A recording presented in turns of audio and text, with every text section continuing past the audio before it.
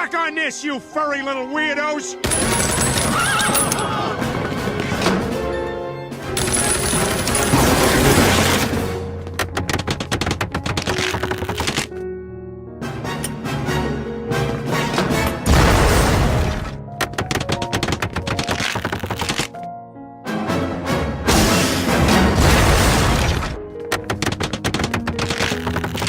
I don't normally watch Family Guy, but I found this clip and I just find it absolutely hilarious.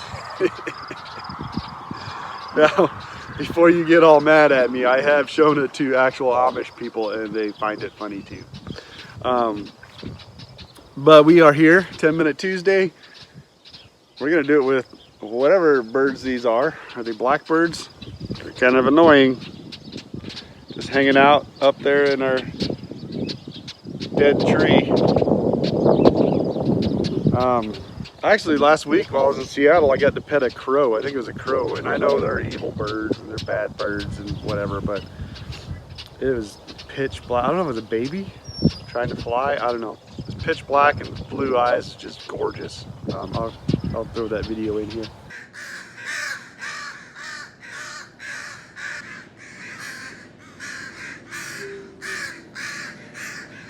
Yeah, so I'm standing in our backyard.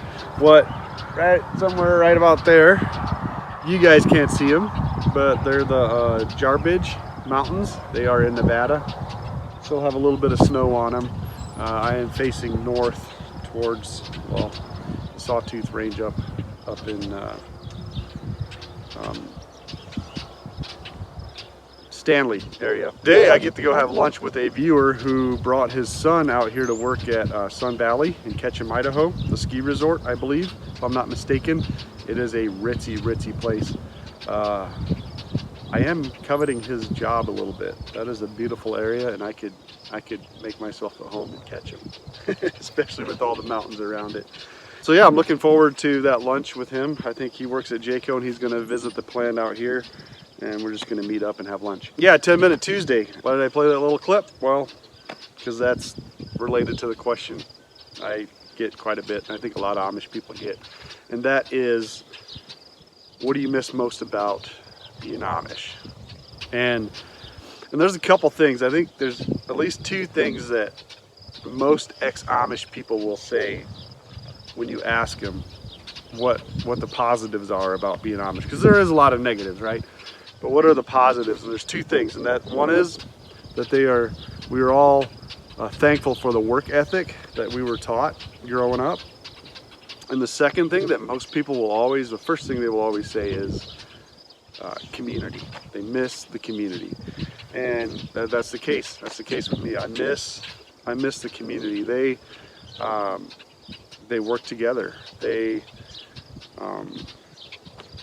Yeah, it's just, you know, they take care of each other.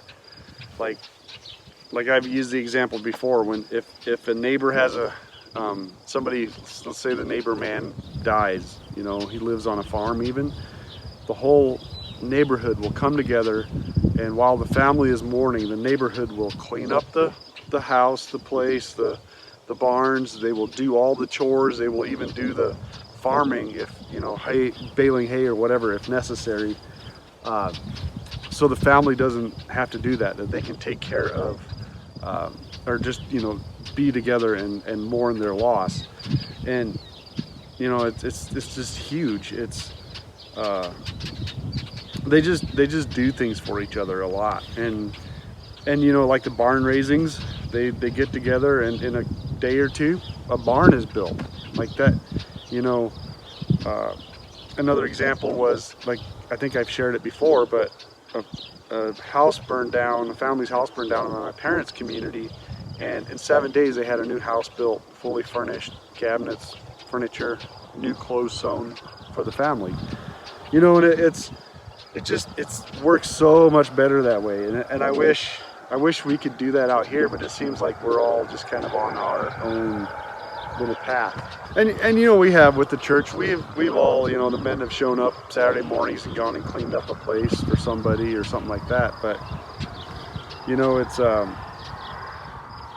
you know how much cheaper that you could do things. Like if somebody needs to build a pole barn or needs to put in a new septic system, or needs to, you rent the equipment, you have many hands on deck, you get it done fast, and it's done. And it only takes each person, a day. Where if you're doing it by yourself, it'll take a week or 4 weeks, So, and that's just, it's just sharing. It's just like, and I know everybody's all down and scared about this whole thing we went through in the last year and a half. I don't understand why people are still scared about it. It's, if you can't see that it was all about control and just manipulation and pushing agendas, then I don't know, I guess I'm sorry.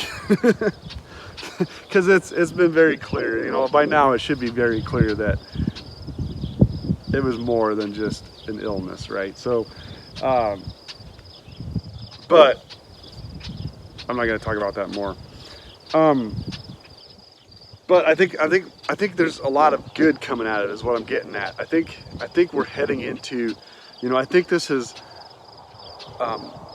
awakened a lot of people to maybe what our government is and what our media is and all that. Take the mainstream media or social media, like any story they put out, we can automatically know that it's not fully the truth. We know that it's not. We know that there's falsity in it. And our government, well, we know how that all operated. It's just chaotic, and I think it's the positive out of all of this is a huge positive. People are stopping relying on the government so much, and they're turning back towards the basic needs that we have, which is shelter, food, and family. And I just have a lot of hope for our future. Now, it could get worse, and it could be the end of the world. I don't know. I don't know what's how that all works out. But a lot of people are coming back to the basic family, the homesteading type of deal, and I'm excited because with that, we should be building communities with each other, like-minded people, and we should be helping each other. And I always view it as a zombie apocalypse.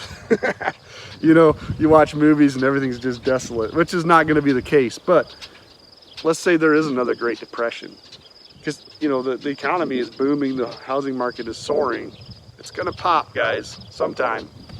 And at the worst, right? Let's say there is another Great Depression. What matters then?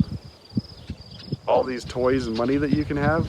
No, it's going to be community and skills, helping each other and working and making sure your neighbors are taken care of and all that. So that is one thing where the Amish people will thrive, like because they have that closeness and that willingness to lay down their life for a day and go help somebody. And the Christian community, we should already be doing that a lot. I think we lack a little bit. The one biggest shocker moving out here to Idaho, moving out of that community, was when we had our first potluck at church, and we ran out of food. I could not understand that. Like, I could not grasp that. Like, what? How do we run out of food?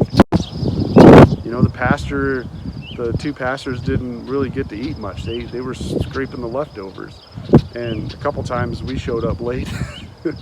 The way we do, and the only reason they ate was because we showed up late. And it's not that we don't have good people. It's just there was just people that probably didn't bring anything and wanted to enjoy fellowship, which is okay. I'm not complaining. It was just coming from a community where when you had a potluck or something, food was plentiful. And it just shocked me. But what?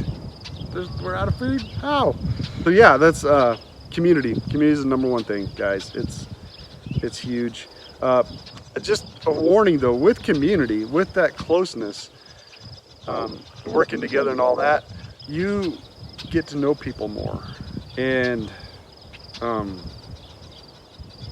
and you get to know the flaws. You know, I realized it coming to church, you know, Amish people are no different. They have the same problems.